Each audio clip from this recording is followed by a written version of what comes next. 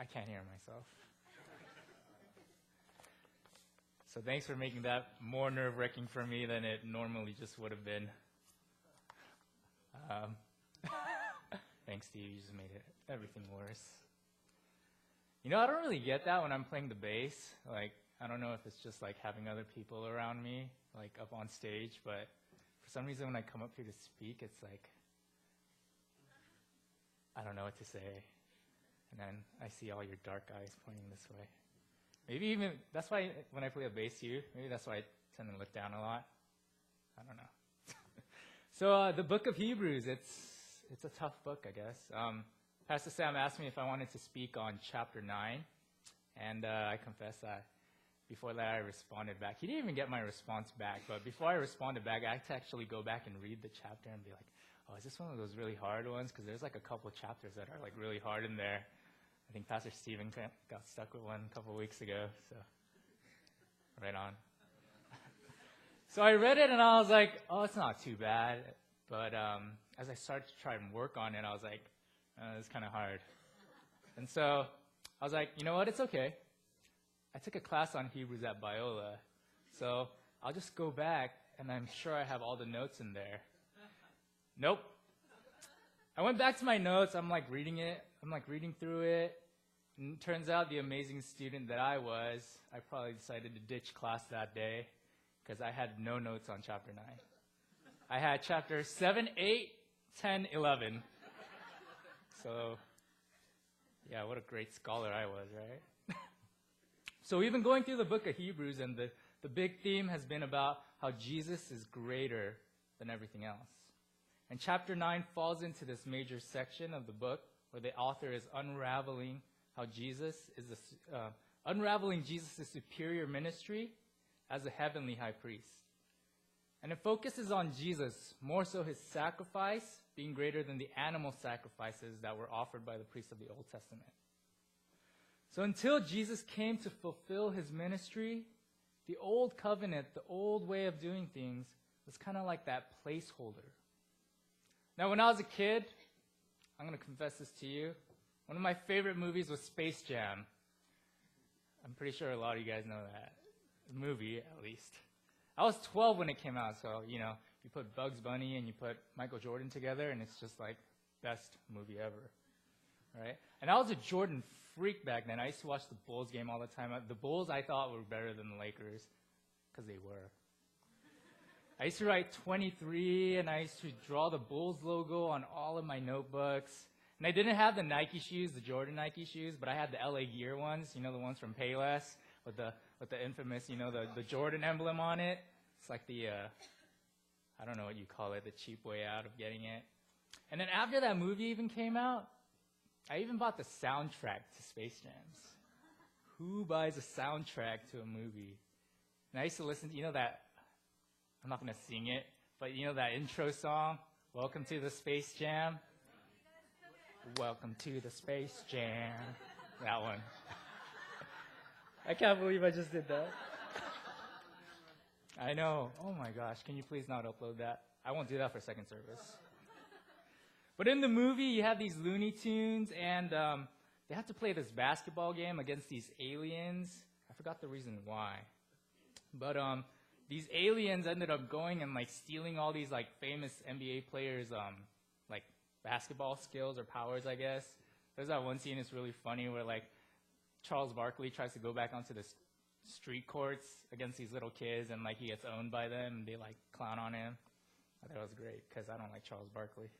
So the tunes are like they're practicing, you know, they're trying to get ready for this game, and you know Bugs Bunny and I guess it's his girlfriend, right? Babs Bunny, they're pretty good, you know, but the rest of them, they just kind of suck.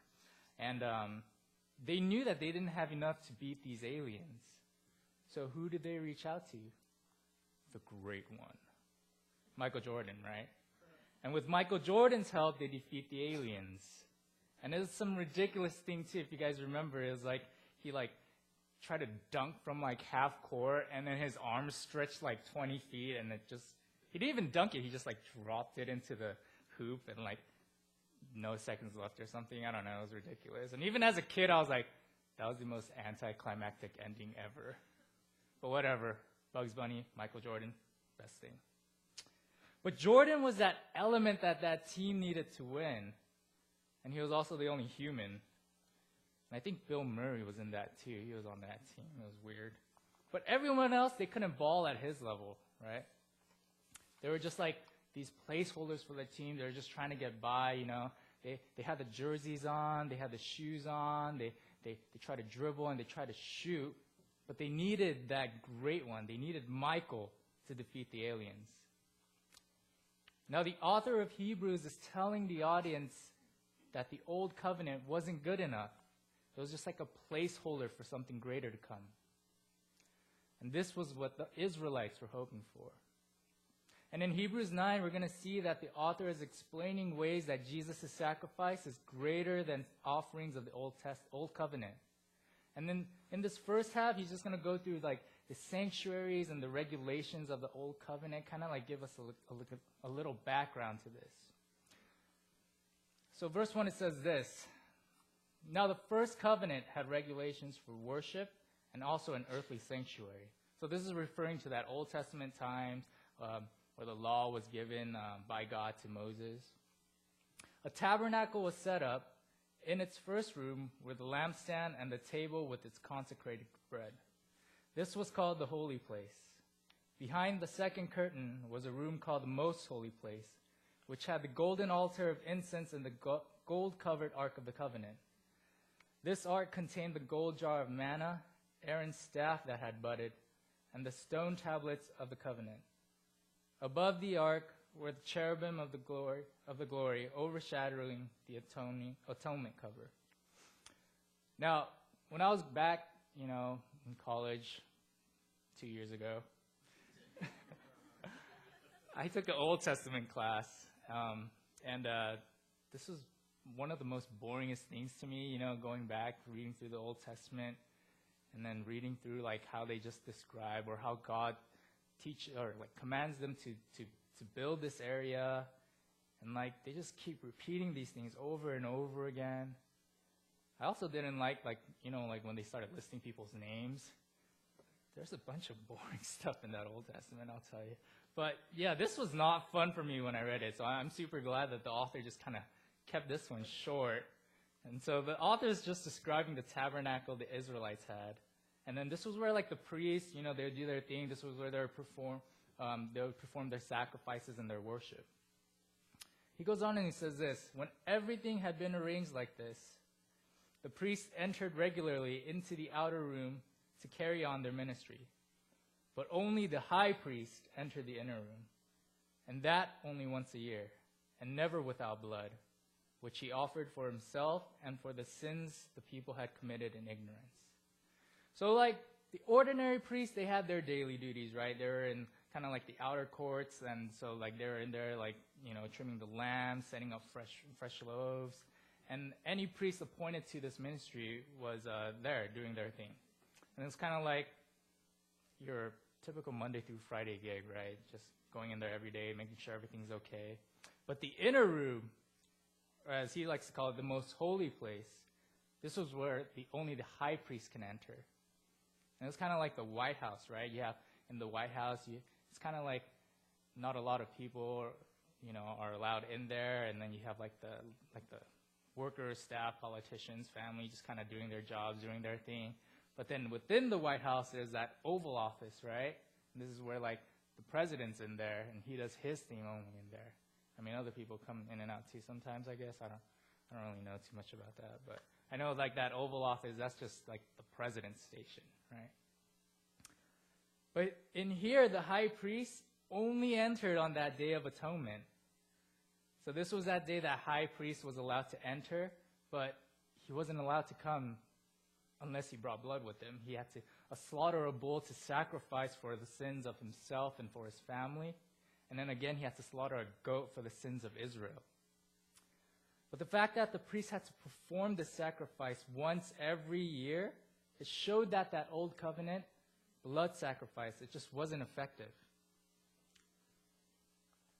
The author continues on and he says this: the Holy Spirit was shown by this that the way into the most holy place had not yet been disclosed as long as the first tabernacle was still functioning.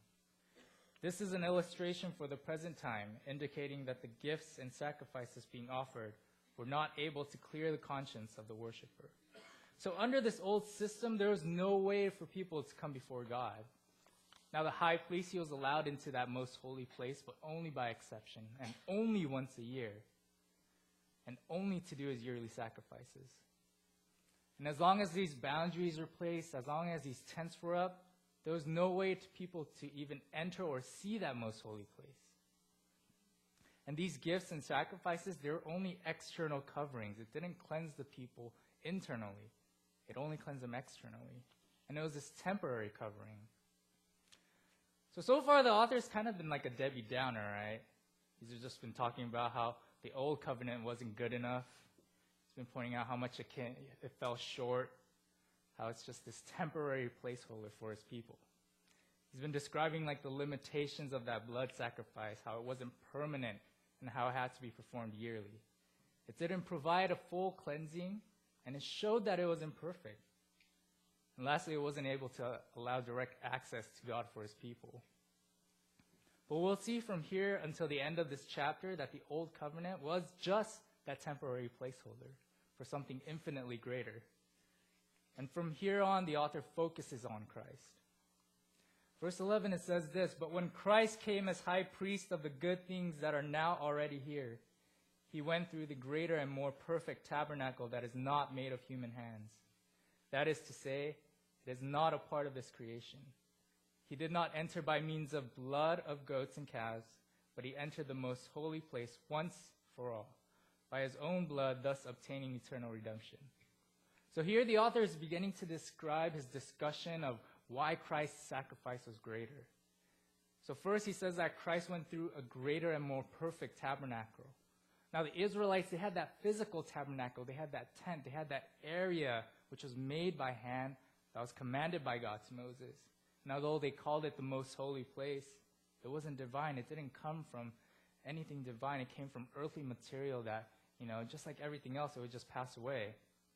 But in contrast to this, Jesus didn't come from these things. He didn't come from things of this world. He came from heaven. He came from divinity. Second, he entered with his own blood, not of animal sacrifices. Now, these animal sacrifices, as we've gone through before, was from the old covenant, and it was required to be performed yearly to cleanse the people. But Christ entered sacrificing his own blood, and because his blood was perfect, he entered it once and for all.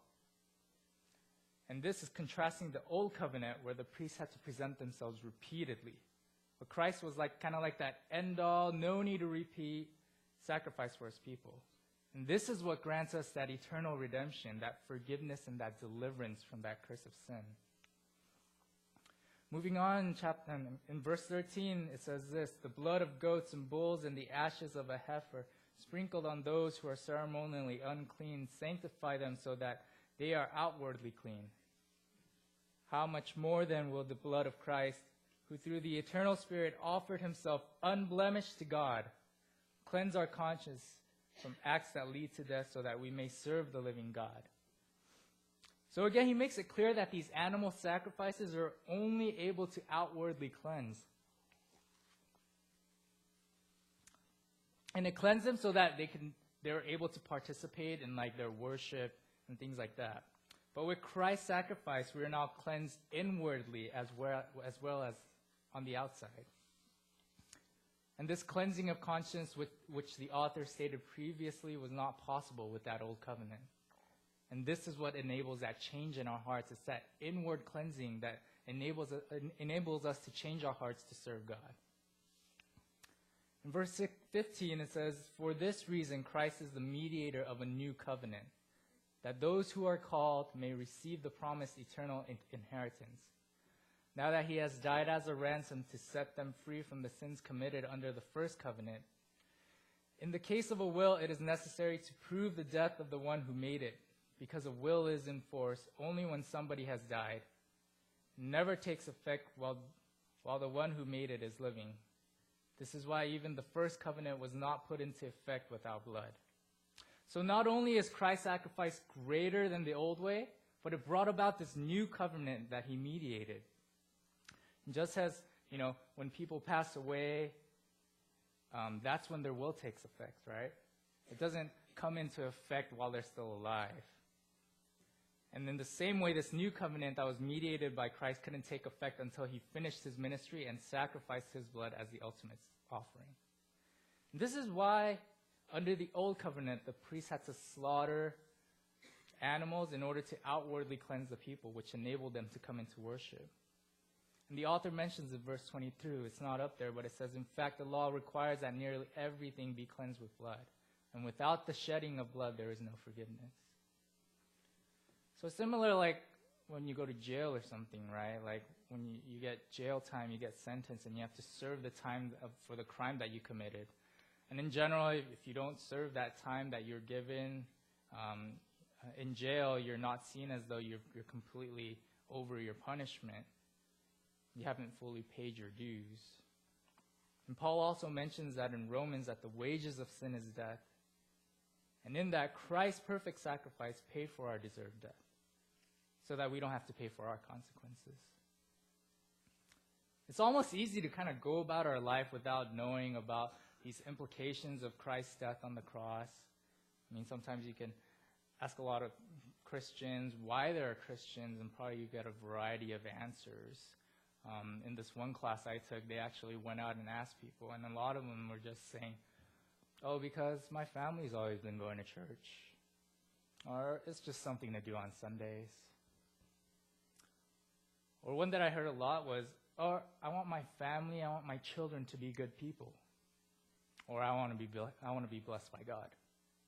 Which all may be good things, but it kind of misses that mark of the root of Christianity. I think the author of Hebrews, he's not only teaching his audience about Jesus' sacrifice being superior to the old covenant, which they already knew so well, but he's also encouraging them to hold fast to their faith. That our faith isn't just based on a good life that may come from it. It isn't just something that happened randomly 2,000 years ago out of the blue. But there is a deeply rooted theology of what Christ has done, why it had to be done, and what came out of it. Now, we live in a time that people call it the already but not yet time, which means that Jesus has already fulfilled and inaugurated this new covenant, and his death and his resurrection has already taken place. He already said that it was finished. But it hasn't been completed yet, right? We're in this in-between time between his first and second coming, or the first time he came to sacrifice himself for us, and we await his second coming. But it's not to pay for sins again, but it's to bring eternal salvation. Now, for the audience of Hebrews, Jesus was that superior high priest. He came from the divine. His sacrifice was from his own perfect blood. It was once and for all. It was eternal. It cleansed not only the outward, but the inward. He was a mediator of the new covenant. He stands in their place before God, and he grants them access to God. And during this time for the recipients of Hebrews, they were facing heavy persecution, and the author is encouraging them to hold fast to their faith.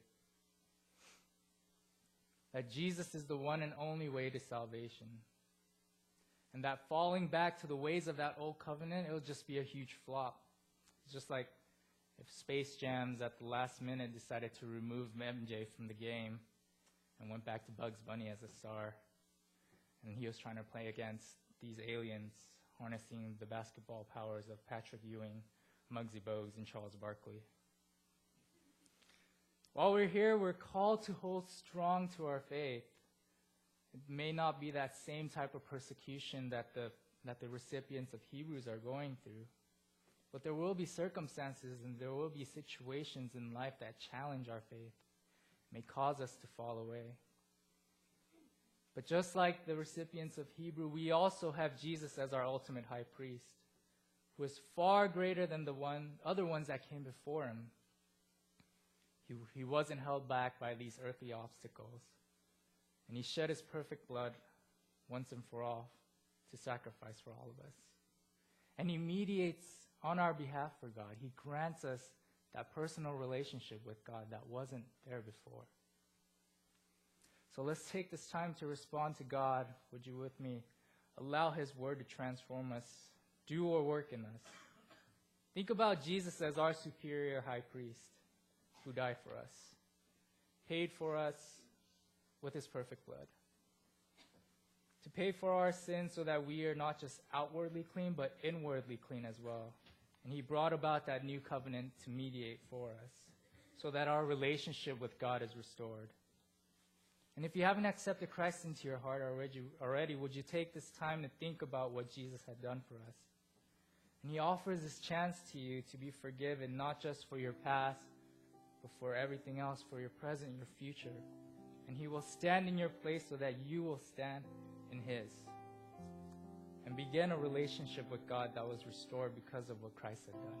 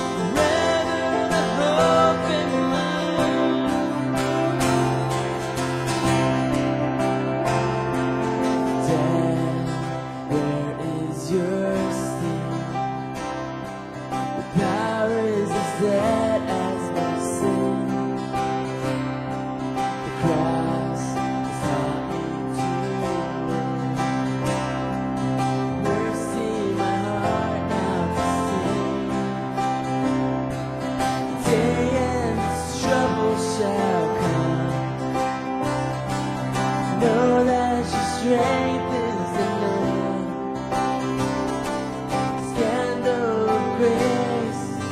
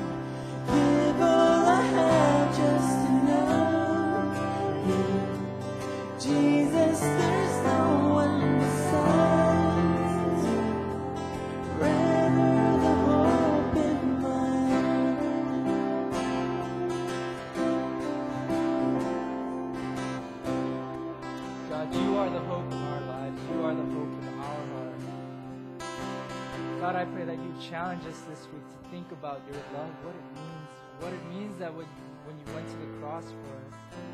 God, I pray that your word would transform our lives, that your love would transform our lives. That it isn't just about being a good person, doing good things, living a good life, God. But it is about you. It is about that love that you poured out to us first, that perfect sacrifice that you gave to us, to give us a chance to be in eternity with you, to begin our relationship with you while we're here.